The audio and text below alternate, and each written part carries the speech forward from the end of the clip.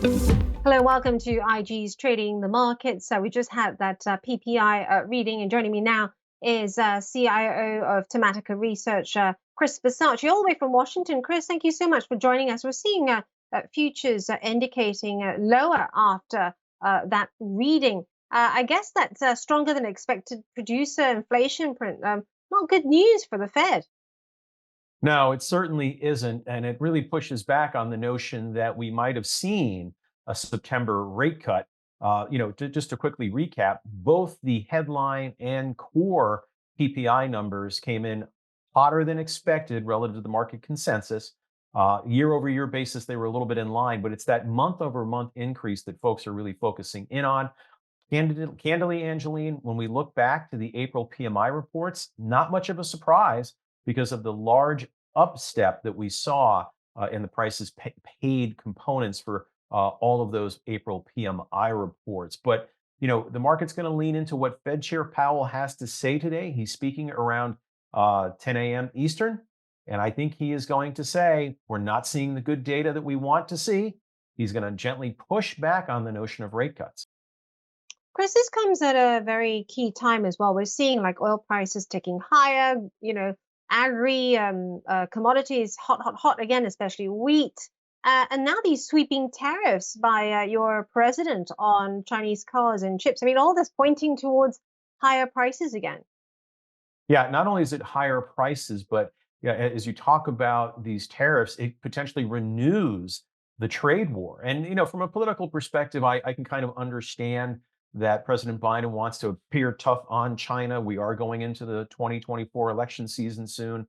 But you are correct, I think, that it is going to be another fire that continues to keep inflation at elevated levels. Even this morning, there was the NFIB small business report. Small businesses are still having a very difficult time hiring.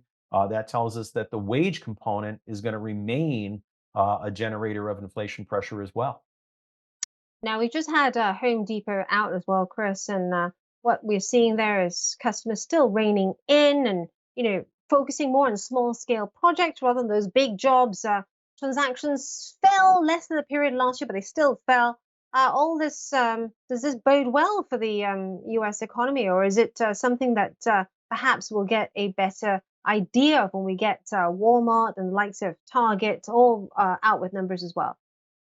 Well, Home Depot is a certain type of retail company on home improvement and construction. So there's a certain read through, if you will, on potentially new home construction. But I think when it comes to large repair remodel projects, we have to remember that during the pandemic, people did whatever they could to extend their home and their living space. So I'm not surprised that these larger projects are kind of not as strong.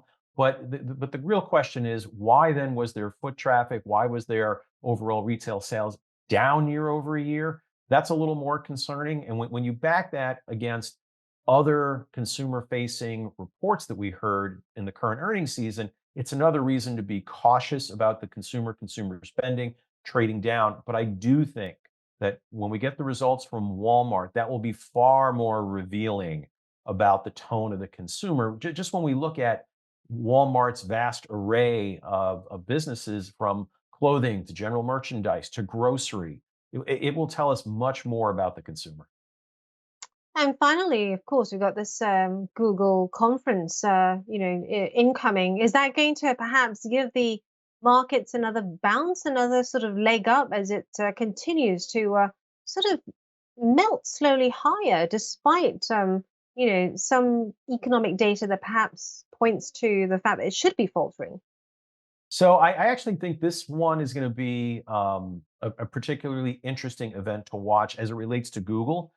Typically Google's I/O event happens around this time of year, a few weeks ahead of Apple's WWDC event. But this year, we had OpenAI make some fresh news and announcements about their latest iteration of ChatGPT yesterday. So they've kind of raised the bar, raised the expectation for what Google has to say today about Gemini and how it's going to incorporate AI across Android and its various flavors. Thank you very much, Chris Versace, there, CIO of Tematica from Washington. This is IG's Trading the Markets.